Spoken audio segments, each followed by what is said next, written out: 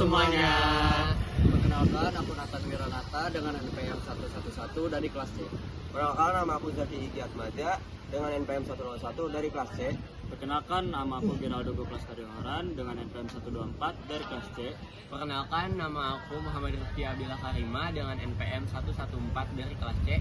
Perkenalkan, aku Pinur Rahman Anugrah dengan NPM 123 dari kelas C.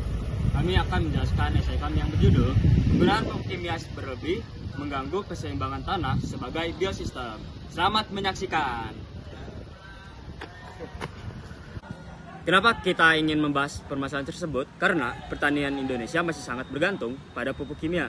Namun, penggunaannya yang berlebih dapat menurunkan kualitas tanah. Dampaknya meliputi kerusakan fisik tanah, pengasaman dan penumpukan unsur toksik, serta berkurangnya mikroorganisme yang berperan dalam menjaga kesuburan tanah. Sebagai alternatif, pemanfaatan pupuk organik dapat membantu pemulihan kesehatan tanah, meningkatkan hasil panen, dan menekan biaya produksi. Oleh karena itu, pemahaman mengenai dampak pupuk kimia terhadap aspek fisika, kimia, dan biologi penting untuk mendukung pertanian yang lebih berkelanjutan. Nah, jenis-jenis pupuk kimia itu ada apa aja sih? Yang pertama, ada pupuk nitrogen yang terbuat dari urea, amonium sulfat, dan amonium nitrat. Lalu ada pupuk fosfor yang terbuat dari sp36 dan TSP. Yang ketiga, ada pupuk kalium yang terbuat dari kalium klorida dan kalium sulfat. Dan yang keempat terakhir, pupuk majemuk yang terbuat dari NPK, NP, NK, dan PK. Dampak pupuk kimia. Yang pertama itu ada gangguan pada kimia tanah. Penggunaan pupuk anorganik secara berlebihan dapat menyebabkan pengasaman tanah dan ketidakseimbangan unsur hara. Hal ini terjadi karena sebagian pupuk yang tidak terserap tanaman akan tertinggal sebagai residu dan mengubah kimia tanah. Pada pupuk nitrogen hanya sebesar 50% unsur hara yang dapat dimanfaatkan tanaman, sedangkan sisanya hilang melalui penguapan atau pencucian. Selain itu, pemberian pupuk yang hanya berfokus pada satu unsur seperti nitrogen tanpa memperhatikan unsur hara lain dapat menurunkan efisiensi pemupukan dan mengganggu kesuburan tanah dalam jangka panjang. Yang kedua itu ada gangguan pada fisik tanah. Penggunaan pupuk kimia secara terus-menerus dapat menurunkan kualitas fisik tanah, terutama karena berkurangnya kandungan bahan organik. Akibatnya, struktur tanah menjadi lebih padat, porositas menurun, dan perkembangan akar tanaman terhambat. Kondisi ini juga mengurangi kemampuan tanah dalam menyimpan air dan unsur hara, sehingga tanaman menjadi lebih rentan terhadap kekeringan dan pertumbuhannya tidak optimal. Yang ketiga ada gangguan pada biologis tanah. Pupuk kimia yang digunakan secara berlebihan dapat menurunkan populasi dan aktivitas mikroorganisme tanah yang berperan penting dalam dekomposisi bahan organik dan siklus hara. Pengasaman tanah akibat akumulasi residu, pupuk menciptakan lingkungan yang kurang mendukung bagi mikroorganisme. Menguntungkan kan.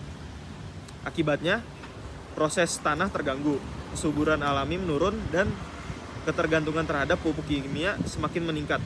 Kami merasa topik ini sangat berkaitan erat dengan materi tanah sebagai biosistem, di mana tanah merupakan biosistem yang terintegrasi sehingga gangguan pada satu aspek akan mempengaruhi aspek lainnya, di mana salah satu dampaknya itu ialah penurunan produktivitas lahan yang mengancam keberlanjutan sistem pertanian.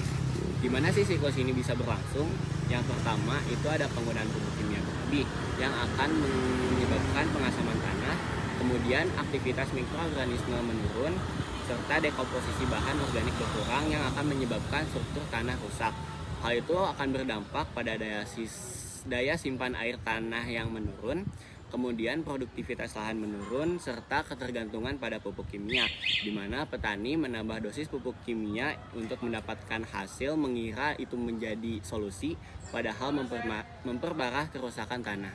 Untuk itu, kami mempunyai solusi berkelanjutan atas permasalahan tersebut, yaitu dengan pemupukan secara berimbang melalui kombinasi pupuk organik dan anorganik. Merupakan strategi yang efektif untuk menjaga produktivitas sekaligus memperbaiki kesehatan tanaman. Pupuk organik berperan dalam meningkatkan bahan organik, memperbaiki struktur tanah, dan mendukung aktivitas mikroorganisme. Sedangkan pupuk anorganik menyediakan unsur hara secara tersedia bagi tanaman. Penerapan kedua jenis pupuk secara tepat dan bertahap dapat mengurangi ketergantungan pada pupuk kimia, meningkatkan efisiensi pemupukan, serta mendukung keberlanjutan sistem pertanian. Lalu apa peran pupuk hayati? Pupuk hayati mengandung mikroorganisme yang menguntungkan yang berperan dalam meningkatkan kesuburan tanah secara alami.